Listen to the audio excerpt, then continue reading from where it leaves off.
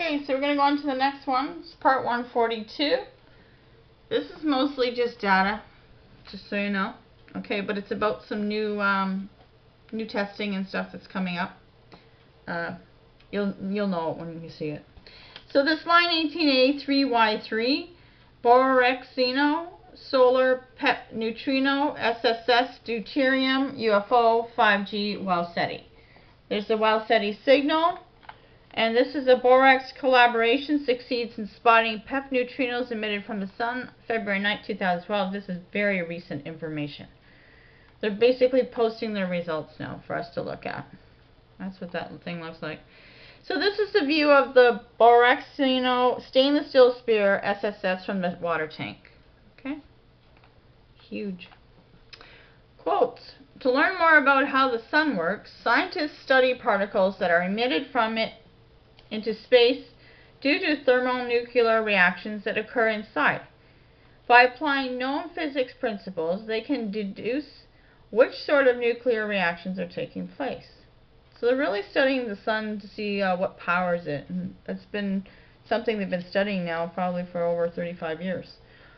As one example, researchers have been able to identify the high-energy proton to proton interactions that are described as PEP neutrinos by detecting them when they reach Earth. Now, researchers deep beneath the ground in a mountain in Italy, working together in a group known as the Borexino collaboration, have spotted the more elusive proton to electron to proton neutrino, a PEP reaction that results in the formation of deuterium, a hemi-form of hydrogen. Now, deuterium has come up many times in the videos, and also hydrogen is one of the things that they use. Liquid hydrogen is what they use for the booster rockets. So these are going to obviously become part of the next equation or formula that we come up with. Okay. To detect them, the team, as they describe in their paper published in Physical Review Letters, the team had to develop a method of filtering out virtually all other neutrinos, including those from outer space. To detect the presence of neutrinos, researchers build underground facilities to use the Earth's natural filtering abilities to remove particle clutter. Then they fill a big vat with a special kind of liquid that reacts with the type of neutrino they are looking for. When one of the neutrinos strikes the liquid, a tiny flash or sparkle occurs. By measuring the number of sparkles that occur over a period of time, the researchers can describe the amount of such neutrinos that are emitted by the sun, which helps to more fully understand the nuclear reactions that occur inside of it. PEP neutrinos have been easy to count. They are plentiful and high energy, which makes it easy to detect them when hitting the liquid. So that might be something we want to put in our liquid fuel for the UFO, is the PEP neutrinos, because they got high energy, right? So PEP neutrinos, on the other hand, are low energy and more elusive, and up to now have been mostly a theoretical concept. So basically up till 2012, all these little neutrinos that they're talking about were just theories, and now they're actually proving they exist. So that's pretty cool. And guess when the theories were originally written? We're talking the 17th century. Yeah, long time ago.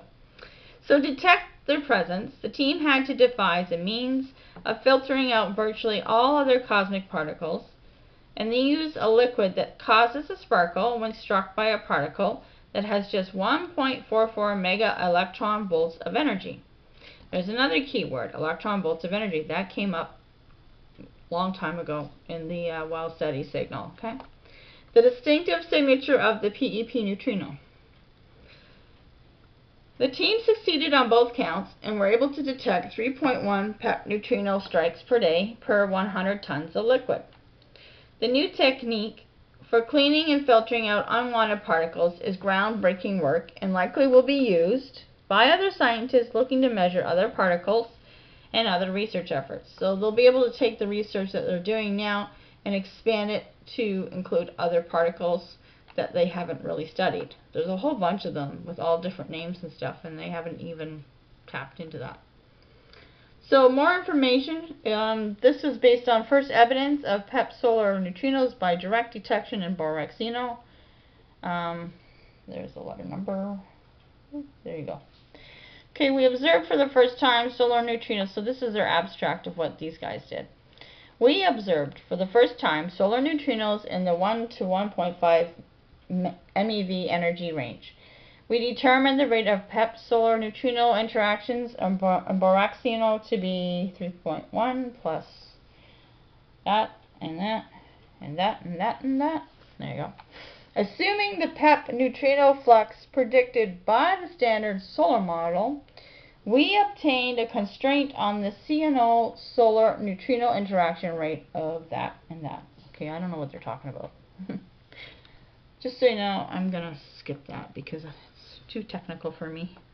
So I just wanted to see what kind of energy levels you get from what they're working with now. So assuming the Mikheyev-Smirnov-Wolfenstein large mixing angle solutions to solar neutrino oscillations, these values correspond to solar neutrino fluxes. Okay, so they're included with a high and low metallicity standard models. These results represent the first direct evidence of the PEP neutrino signal and the strongest constraint of the CNO solar neutrino flux to date. This is cool looking. Check this out. Isn't that awesome? That's awesome. So this is view from inside the Borexino neutrino detector, and that's what it looks like from the inside. Oh, cool.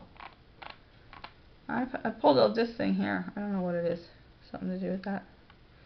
So it's hydrogen, deuterium, tritonium, nuclei schematic, something in Japanese. So there's some photos there. I always look for keywords and I look for pictures so I can try to figure out what they're talking about. So February 19, 2012, my thoughts. Keywords found in the lines of Wow Seti. So this is where we're going to probably talk about the formulas, okay? So the keywords that I found was electron volts of energy, nuclear reactions, high energy, deuterium, hydrogen, uranium-235, and PEP neutrino. Now we know what it means. PEP neutrinos work well in liquids. Maybe this is the type of neutrinos we should use with the liquid argon gas. Google Mikheyev-Smirnov-Wolfenstein. I wasn't sure what it meant. So the Mikheyev-Smirnov-Wolfenstein effect, often referred to as matter effect, is a particle physics process which can act to modify neutrino oscillations in matter. Yeah, I know what came up before, but I forgot.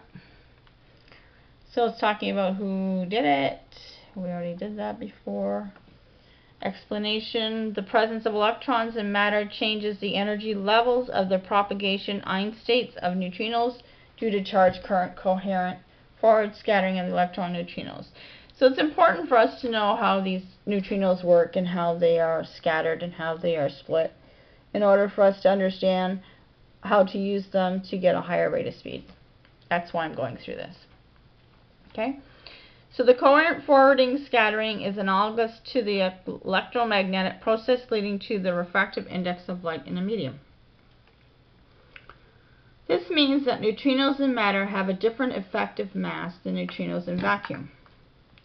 So it's good to know what all these little things about neutrinos when you're trying to do your calculations.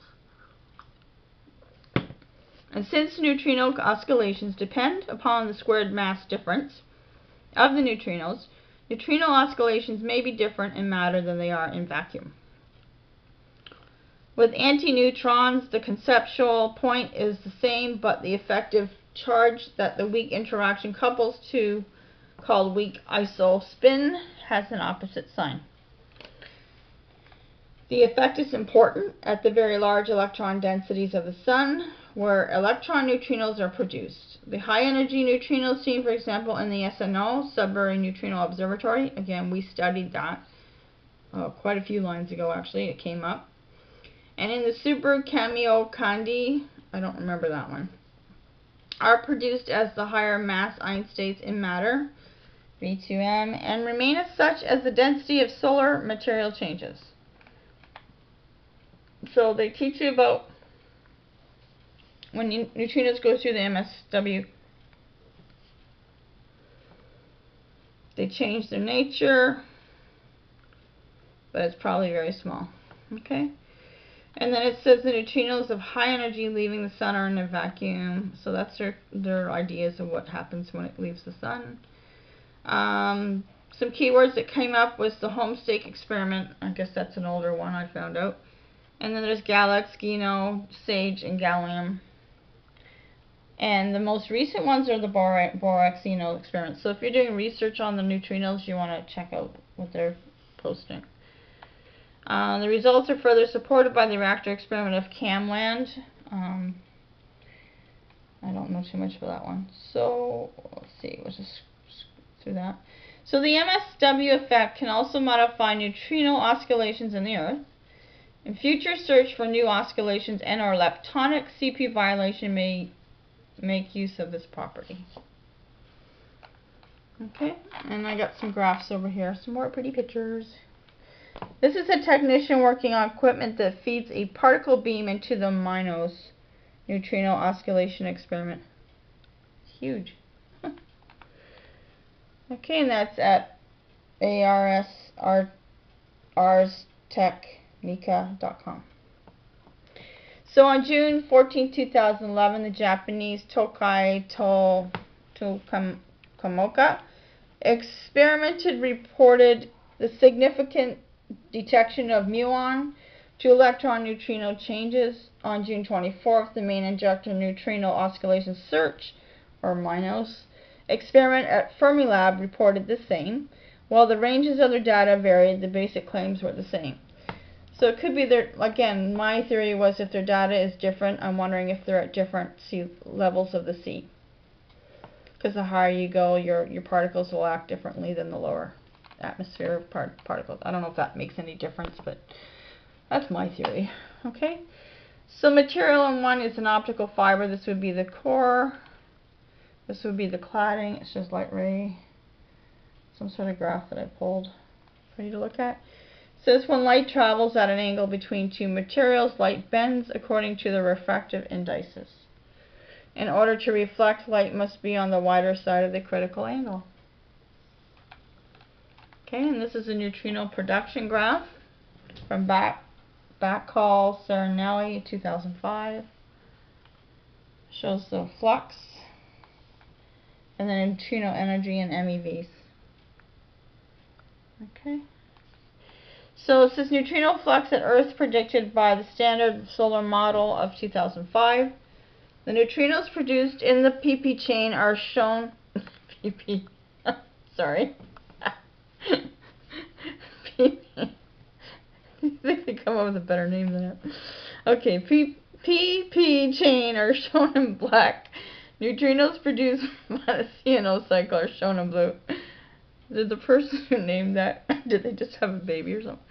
I'm sorry. I just had to make a joke out of that one. You guys are going to shoot me, right? Okay. So the solar neutrino spectrum predicted by the BSPP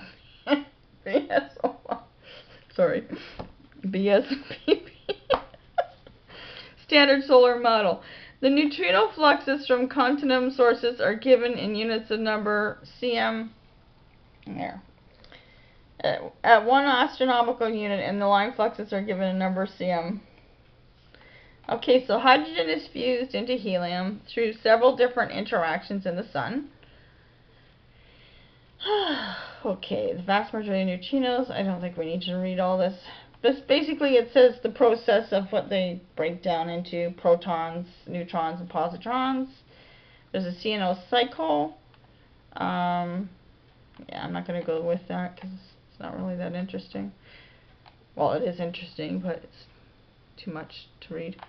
So this is a boron 8. It does mention the boron 8 somewhere on there. There it is.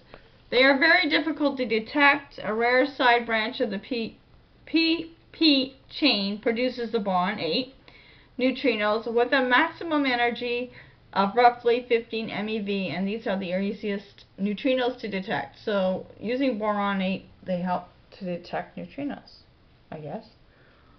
That's what it looks like. Okay. So boron 8 transferred by electron capture from light. A B8 nucleus decay form and B8 nucleus generated. half-life. No idea what that means. There's the tags. Again, this was a lot of data with some, a few little things in there giving up some ideas of what we should do. Okay, so we'll go to the next video.